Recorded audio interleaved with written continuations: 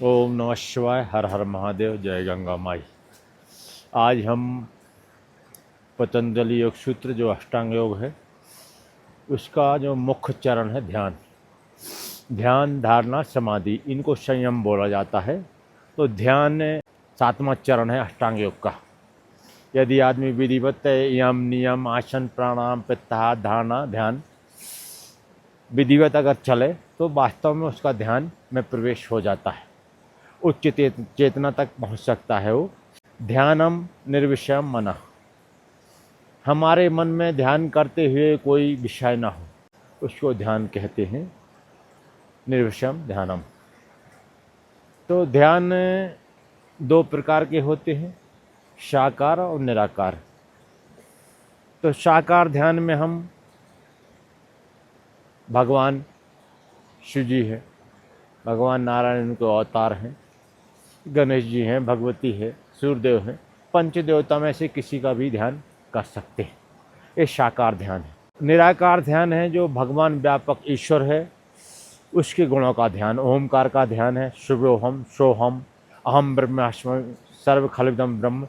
इन जो वेद व्याख्या हैं, जो ब्रह्म व्याख्या हैं, इन पे मनन चिंतन करना है, ये निराकार ध्यान है। कोई तीर्थ स्थान में जा सकते हैं, मंदिर में जा सकते हैं, कहीं एकांत जंगल में जा सकते हैं। यदि ऐसी कहीं व्यवस्था नहीं तो घर में ही कोई कमरा है वो ध्यान के लिए कर लें।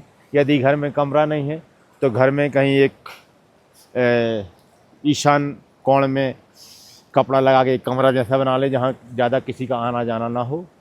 आप ध्यान सुबह 4 से 6 बजे ब्रह्म मुहूर्त में उठ के ध्यान कर सकते हैं। ब्रह्म मुहूर्त में रात की थकावट मिट जाती है शरीर की और सुबह सुबह मन तरोताज़ा रहता है, तो ध्यान में जल्दी गति होती है।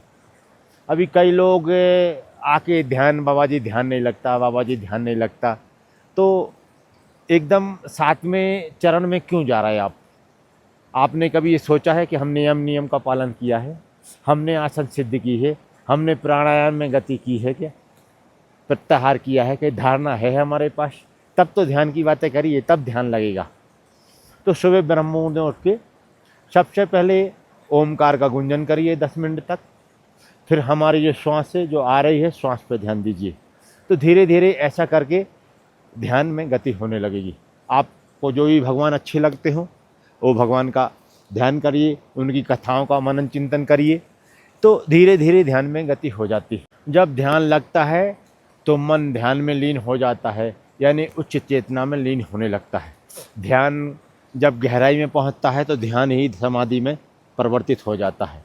तो धीरे धीरे ध्यान का अभ्यास बढ़ाना चाहिए। शुरू में 5 मिनट, 10 मिनट, आधा घंटा, 1 घंटा, 2 घंटा, 5 घंटा, फिर ये तो ऊंचाई पे है, जिसकी जितना ऊंचाई है। लेकिन हर दिन ध्यान करना ही चाहिए भगवान का, भगवान की कथाएँ, भगवान का नाम कीर्तन, जो भी है मन में एक ही विषय रहना चाहिए, निर्विषय ध्यानम। भगवान कोई विषय नहीं, संसार विषय, माया विषय कहलाती है, इसलिए ध्यानम निर्विषयम मना।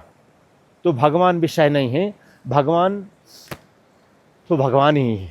जब हम भगवान का चिंतन मनन ध्यान करेंगे तो हमारा मन बुद्धि पवित्र हो जाएगी, हमारा मन उच्च चेतना में प्रवेश कर जाएगा। जैसे जैसे ध्यान बढ़ेगा, जैसे जैसे रजोगुण कम होता जाएगा और सत्वगुण की वृद्धि होती जाएगी। ध्यान में सत्वगुण की ऊंचाई पे आदमी पहुंच जाता है, ठीक है, तो समाधि में परिवर्तित हो जाता है। तो हर दिन ध्यान करना ही चाहिए।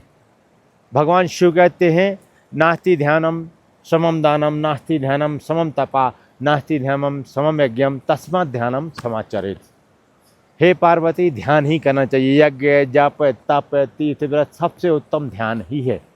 जिनको ईश्वर को पाना है, ईश्वर की तरफ चलना है, उनको ध्यान में अभ्यास डालना ही चाहिए। परमात्मा में विलीनता हो जाती है जिसकी ध्यान में गति होती है।